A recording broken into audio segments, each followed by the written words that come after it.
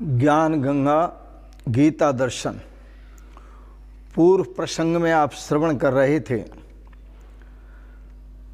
भगवत चिंतन से उद्धार होता है और भगवत आज्ञा के त्याग से अधोगति होती है, नाश होता है। आज के प्रसंग में आप श्रवण करेंगे गीता दर्शन 18वें अध्याय के 59वें श्लोक में, बिना इच्छा भी स्वाभाविक कर्मों के होने में प्रकृति ही प्रबल, प्रकृति की प्रबलता का कथन, प्रकृति की प्रबलता का निरूपण। भगवान श्री कृष्ण कहते हैं, अर्जुन यदहंकारम आश्रित्य न्यायोत्स इति मन्यसे मिथ्यैष व्यवसायस्ते प्रकृतिस्त्वां नियोक्ष्यति। भगवान कहते हैं, अर्जुन यदि अहंकारम आश्रित्य, तुझे अपने पर अहंकार है कि मैं तो धर्मात्मा हूँ, मैं बड़ा दान करने वाला हूँ, पुण्य करने वाला हूँ, धर्म करने वाला हूँ, मैं धर्मात्मा हूँ,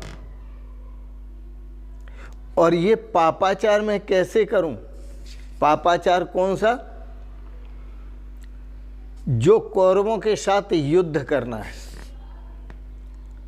तुझे ये यदि अपने धर्म का अभिमान है, पुण्य का अभिमान है, राजघराने का अभिमान है,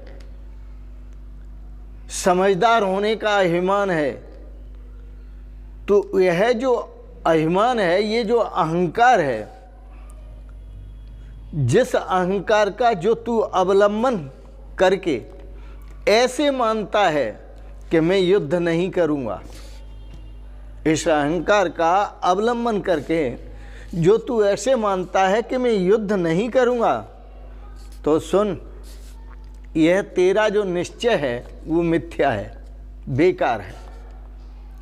यह तेरा जो निश्चय है वो मिथ्या है, वह बेकार है। क्योंकि यतः प्रकृतिस्त्वां नियोक्ष्यति, क्योंकि क्षत्रियपन का जो स्वभाव है वो रजोगुण प्रधान है, और रजोगुण का जो स्वभाव है वह युद्ध का स्वभाव है। रजोगुण का जो स्वभाव है वह तेरे को जबरदस्ती तुझे युद्ध में लगा देगा। क्षत्रिय है और तुझ में रजोगुण का स्वभाव है, यह स्वभाव तुझे युद्ध में लगा देगा, तुझे युद्ध करने को मजबूर कर देगा। क्योंकि अर्जुन की ऐसी भावना थी कि हे कृष्ण, मैं तो चाहता हूं कि वो मुझे मारें तो अभी मैं उन्हें न मारूं। भगवान श्री कृष्ण कहते हैं, अर्जुन ये प्रकृति है, और प्रकृति सबको ठिकाने लगा देती है। जो जिस लायक होता है, जो जैसा होता है, प्रकृति वहाँ उसे वैसा ही एडजस्ट कर देती है, ठिकाने लगा देती है।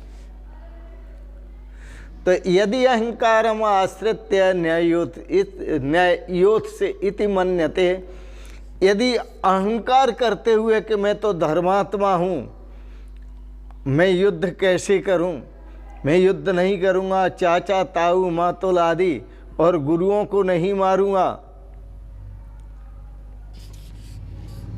न्यायोथ से, इसलिए मैं युद्ध नहीं करूँगा। यदि तू ऐसा मानता है, अपने को धर्मात्मा होने का अहंकार करके, तो मिथ्यैषः व्यवसायस्ते, ये तेरा जो निश्चय है वो मिथ्या है, बेकार है। क्योंकि प्रकृतिस्त्वां नियोक्ष्यसि, प्रकृतिस्त्वां नियोक्ष्यति, यह प्रकृति तुझे युद्ध के लिए बाध्य कर देगी और युद्ध करना पड़ेगा। संसार में कोई बीमार पड़ना नहीं चाहता, लेकिन स्वभाव के कारण बीमार पड़ना पड़ता है। शरीर की जैसी प्रकृति है उसको भोगना पड़ता है। इसी तरह यहां व्यवसाय का अर्थ है निश्चय। तूने जो निश्चय कर रखा है कि मैं युद्ध नहीं करूंगा, ये तेरा जो निश्चय है बहुत गलत है। यहां अर्थ दोनों तरफ लो। एक तो कुरुक्षेत्र में खड़े हुए कौरव और पांडवों के युद्ध का अर्थ लो। कौरव और पांडव, जिसमें पांडव पवित्र हैं, धर्मात्मा हैं, वीर भी हैं, इसलिए उनको धर्मराज युधिष्ठिर कहा है। धर्मराज युधिष्ठिर वो धर्मात्मा है, और जो कौरव हैं वो पाप आत्मा हैं। अर्जुन, इन पाप आत्माओं का खात्मा करना जरूरी है। इन पाप आत्माओं से युद्ध करना अति आवश्यक है। इन पाप आत्माओं का संहार करना ये बहुत आवश्यक है अर्जुन।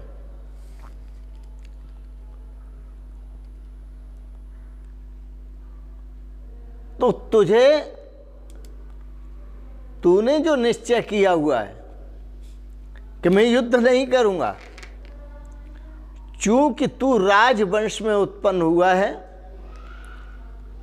रजोगुण का जो प्रधान गुण है वो सत्य के लिए युद्ध करना, धर्म के लिए युद्ध करना, ईमानदारी और सच्चाई के लिए युद्ध करना, अपने राष्ट्र के लिए युद्ध करना, अपने देश के लिए युद्ध करना, पापियों का संहार करना और पुण्य आत्माओं की रक्षा करना, इस माध्यम से अधर्म को नष्ट करना और धर्म की रक्षा करना। एक तो अर्थ ये। दूसरा अर्थ, अर्जुन कौन है जिसने ये कह दिया कि मैं युद्ध नहीं करूंगा। अर्जुन शब्द बनाया है रिजु धातु से, और रिजु धातु का कंपन के अर्थ में रिजु धातु का प्रयोग होता है। कंपन के अर्थ में अर्जुन उसे कहते हैं जो युद्ध क्षेत्र में खड़े होकर के कांप रहा है, नीचे से ऊपर तक कांप रहा है। जिसने युद्ध क्षेत्र में खड़े होकर भगवान श्री कृष्ण को कहा था, दृष्टि सजनम कृष्ण युद्धम समुपस्थितम सीदंती मम गात्राणि मुखम च परशुष्यति बेपथुश्च शरीरे में रोम हर्षश्च जायते गांडीवम स्रस्ते हस्ता त्वक्चैव प्रदह्यते न च शक्नोम्य अवस्था तुम भ्रमति विचय मे मने निमित्तानि च पश्यामि विपरीतानि केशव। ये लक्षण कायरता के अर्जुन ने कहे और कहा कि इन कौरवों को देखकर मेरे से खड़ा नहीं हुआ जा रहा, मेरा शरीर कांप रहा है, थर थर कांप रहा है, गांडीव धनुष मेरे हाथ से छूटा जा रहा है, मैं खड़े होने में भी समर्थ नहीं, मैं गिरा जा रहा हूं कि हो क्या रहा है। तो ये भीरुता के लक्षण, कायरता के लक्षण थे। आज भगवान श्री कृष्ण कहते हैं अब तुझे ख्याल आ गया हो कि मैं धर्मात्मा हूं, ये ख्याल आ गया हो मैं धर्मात्मा हूं, इनसे युद्ध कैसे करूं, इन्हें कैसे मारूं, क्योंकि चाचा ताऊ मातोल आदि और गुरुओं को मारने से पाप होता है, इनको कैसे मारूं। लेकिन अर्जुन याद रखना चाचा हो, ताऊ हो, मातुल हो, भाई हो, बहन हो, कोई भी हो, गुरु हो, संत हो, यदि वह पापाचारी है, अत्याचारी है, अन्याय करता है, दुष्ट प्रकृति का है, अधर्मी है, बुरा आचरण करने वाला है, तो उनको मारने में कोई पाप नहीं होता। यह भी एक धर्म है। और हो क्या रहा है, भगवान श्री कृष्ण अपने समय के अद्भुत धर्मज्ञ थे। वह धर्म के पंडित थे।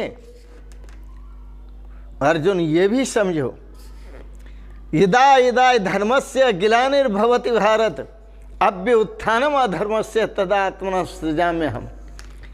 जब जब धर्म के प्रति गिलानी होती है और लोगों की, राक्षसों की अधर्म में प्रवृत्ति हो जाती है, तब तब इस पृथ्वी पर भार बढ़ जाता है। तो तब तब धर प्रभ विविध शरीरा,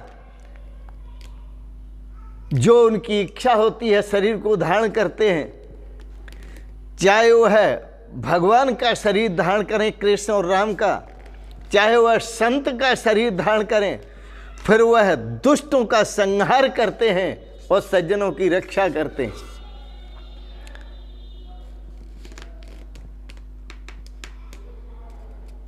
दुराचारियों का संहार करते हैं, सदाचारियों की रक्षा करते हैं, अधर्मियों का संहार करते हैं और धर्मावलंबियों का, जो धर्म आचरण करने वाले, उनकी रक्षा करते हैं। इसलिए यदि अहंकारम आश्रित्य, यदि तुझे ये अहंकार हो कि मैं धर्मात्मा हूं, तब तो तुझे युद्ध जरूर करना चाहिए, क्योंकि देश से आतताइयों को नष्ट करना चाहिए, अधर्मियों को नष्ट करना चाहिए, इन पापियों को नष्ट करना चाहिए, दुराचारियों को नष्ट करना चाहिए। यदा अहंकारम आश्रस्य न्यायोस्य इति मन्यसे, यदि तू अहंकार में आकर के मैं धर्मात्मा हूं ऐसा मान करके और ये कहेगा कि मैं युद्ध नहीं करूंगा, तो मिथ्या एषः विवसायस्ते, यह तेरा जो निश्चय है, ये जो निर्णय है, वो मिथ्या है, बेकार है, इसका कोई अर्थ नहीं है। क्योंकि प्रकृति त्वाम नियोक्ष्यसि, यह प्रकृति तुम्हारे सामने ऐसी समस्याएं खड़ी कर देगी कि तुम्हें युद्ध करना पड़ेगा। और यही होता है, जो सज्जन पुरुष अपने शांत स्वभाव में रहते हैं, दुष्ट प्रकृति वाले पुरुष उनके सामने ऐसी समस्या खड़ी कर देते हैं, जिसके कारण इन सज्जन पुरुषों को दुष्ट प्रकृति वाले पुरुषों से युद्ध करना पड़ता है। वो चाहे बाक युद्ध करना पड़े, चाहे शस्त्र युद्ध करना पड़े, और चाहे कानून का युद्ध करना पड़े, वो युद्ध करना पड़ता है। प्रकृति स्वाम नियोक्ष्यसि, यह वो करना नहीं चाहता था, लेकिन प्रकृति ने उसे नियोजित किया है, प्रकृति ने स्वयं उसे लगाया है। इसलिए एक अन्य भाव, यह हमारा शरीर ही कुरुक्षेत्र है, और इस कुरुक्षेत्र में कौरव और पांडव दोनों की सेनाएं हैं। पांडवों की सेना में कौन है? विवेक, वैराग्य, सठ संपत्ति और मुमुक्षुता। विवेक, वैराग्य, सठ संपत्ति और मुमुक्षुता, श्रद्धा, समाधान, ये पांच जो हैं पांडवों की सेना में हैं। और कौरवों की सेना में कौन कौन है? कौरवों की सेना में है काम, क्रोध, लोभ, मोह, अहंकार, मद, मत्सर, ईर्षा, द्वेष, दुराचार। जो भी जितना असंस्कृत है, वह सब कौरवों की सेना में है। मैंने कौरवों की सेना के कई अवगुण गिनाए, क्योंकि कौरवों की सेना जो थी 11 अक्षौहिणी सेना थी और पांडवों की सेना केवल 7 अक्षौहिणी सेना थी, केवल 7 अक्षौहिणी सेना। तो यहां भी आध्यात्मिक भाव से देखा जाए तो अपने विवेक से, वैराग्य से, सत्संपत्ति से, मुमुक्षुता से और श्रद्धा से हमें समाधान लेना है। क्या समाधान लेना है? हमने ये समाधान लेना है कि काम को, क्रोध को, लोभ को, मोह को, अहंकार को, ईर्ष्या को, द्वेष को, मद को, मत्सर को, इनका संहार करना है, इनको मारना है। तो युद्ध यहां भी करना है, तभी जीवन में श्रेय और सौभाग्य की प्राप्ति होती है। आओ, संत महापुरुष कहते हैं अपने स्वरूप को पहचानो। इन काम क्रोधादिक शत्रुओं का संहार करने के बाद ही स्वरूप स्थिति को प्राप्त कर सकते हो। जब तक इनका संहार नहीं होगा तब तक स्वरूप स्थिति प्राप्त नहीं होगी। इसलिए संत आपको बड़े प्यार से समझाते हैं, भक्तानंद स्वभाव से, भक्तानंद स्वभाव से सदा रहे निसंग। भक्तानंद स्वभाव से सदा रहे निसंग। मैं से परे न रंच है। मैं से परे कुछ भी नहीं है। मैं अहम आत्मा गुडाकेश सर्वभूताशय स्थिता। मैं एक आत्मा हूं। मैं से परे न रंच है, ताते रहूं असंग। मैं सदा असंग रहता हूं, न मुझे कोई पाप लगता है न कोई पुण्य लगता है। आओ, इसलिए संत सावधान करते हुए कहते हैं, शिवोहम की धुन कर लो यार। आपको मित्र मानकर समझा रहे हैं, आपको भाई मानकर समझा रहे हैं, प्यार से समझा रहे हैं। शिवोहम की धुन कर लो यार, चाहो जो तुम अपना उद्धार। शिवोहम की धुन कर लो यार, चाहो जो तुम अपना उद्धार। शिवोहम की धुन कर लो यार, चाहो जो तुम अपना उद्धार। यह बीज मंत्र है, शिवोहम, सोहम। बीज मंत्र यही नाम है, चाहूं वेदन में सार। सब ऋषि मुनि ये जप किए, हो गए ब्रह्माकार।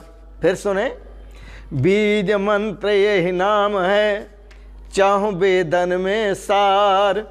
सब ऋषि मुनि ये जप किए, हो गए ब्रह्माकार।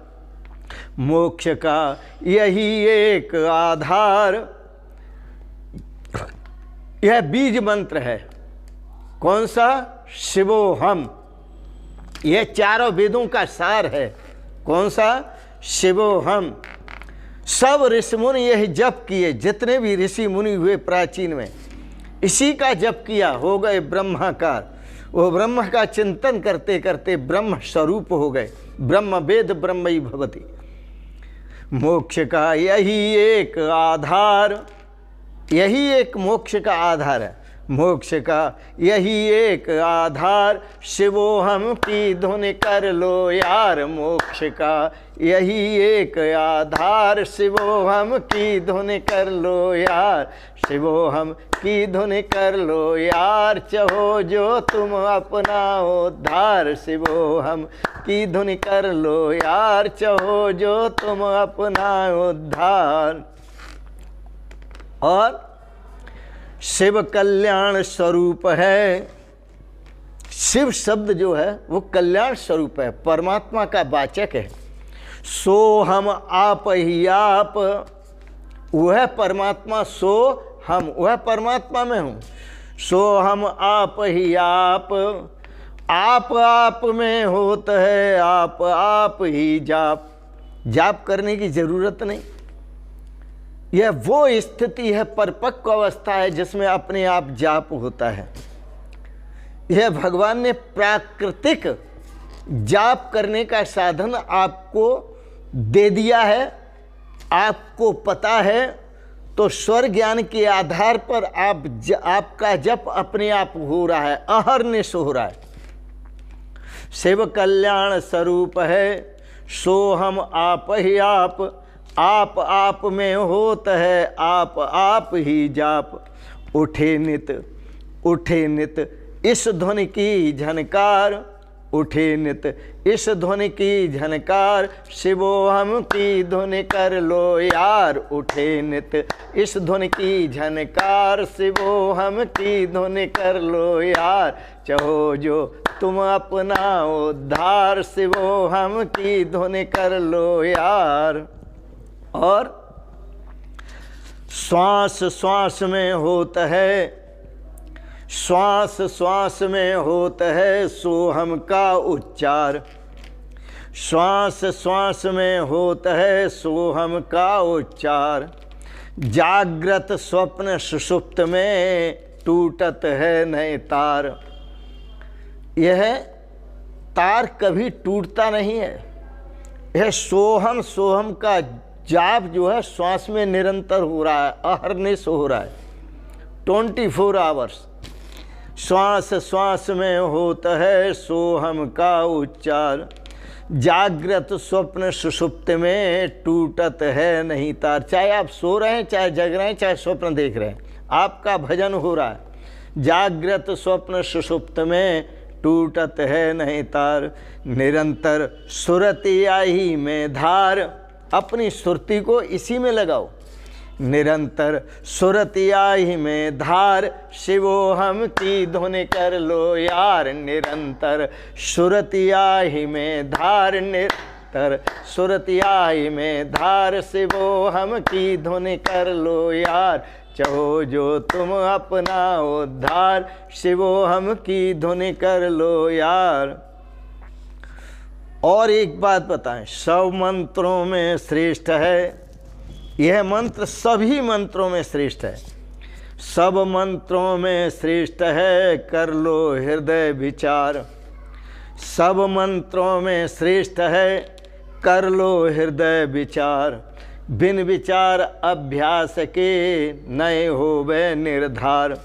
निर्णय नहीं होगा जब तक विचार नहीं करोगे। बिन विचार अभ्यास के नहीं होवे निर्धार। इसी का अर्थ सदा ही धार।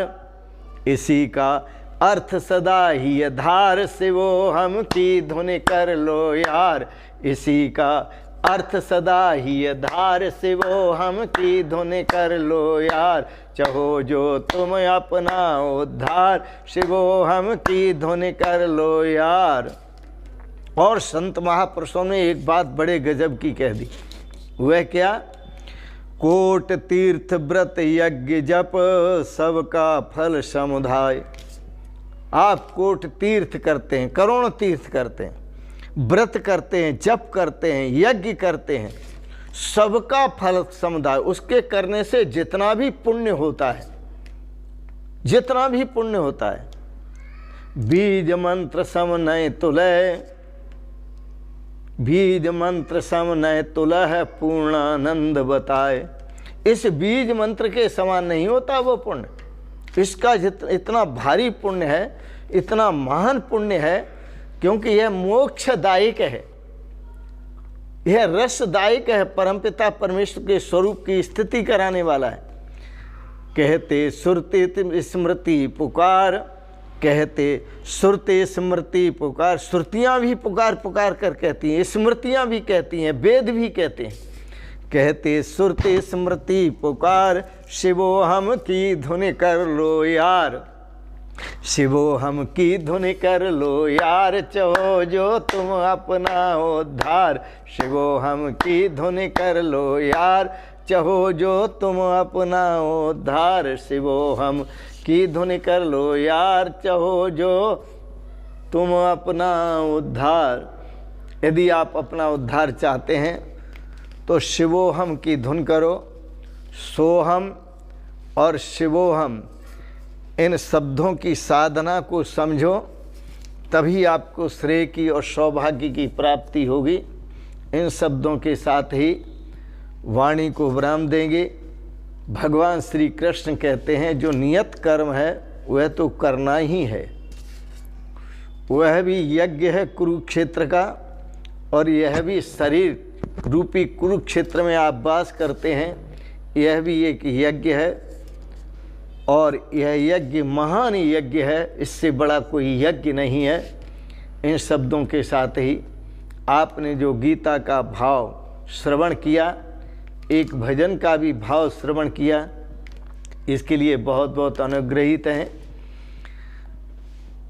इसी में आनंद है, इसी में रस है, इसी में प्रेम है, इसी में श्रेय और सौभाग्य है।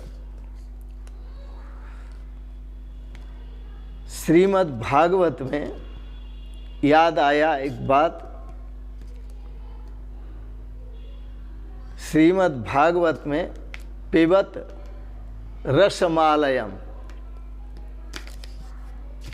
जो कथा है उस कथा के रस को श्रोता पीते हैं। कथा का रस क्या है? क मानी कौन? वह परमात्मा कौन है? था, वह पहले कौन था, वर्तमान में कौन है और आगे कौन होगा, उस तत्व को जानो।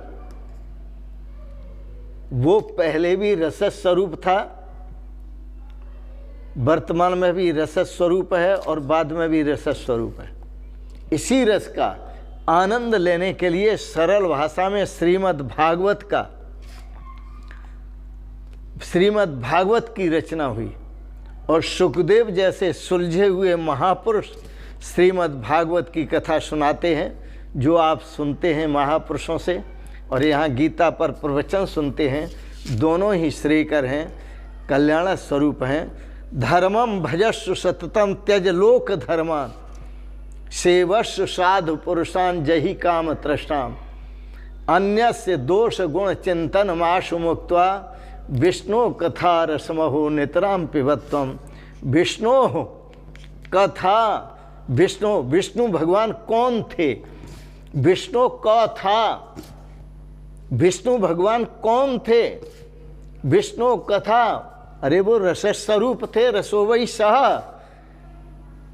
विष्णु कथा रसमहो नितराम पिबत्वम, वो रस स्वरूप थे, तो उनका नित्य निरंतर रस स्वरूप का पान करें। इसी में श्रेय है, इसी में सौभाग्य है, इसी में कल्याण है, और इसी में आनंद है, परम शाश्वत शांति और सुख का अनुभव है। इन शब्दों के साथ ही वाणी को विराम देते हुए, आपको अच्छा लगा गीता पर भाव विचार, सुंदर लगा, आप इसे सब्सक्राइब करें, लाइक करें, शेयर करें, और इन शब्दों के साथ ही वाणी को विराम देते हुए और आप सबके प्रति अनंत मंगलमयी शुभकामनाएं करते हुए, बहुत बहुत शुभकामनाएं करते हुए, आप सभी के सभी श्रोताओं के पावन श्री चरण कमलों में प्रणाम करते हुए, ओम शिवोहम शिवोहम शिवोहम।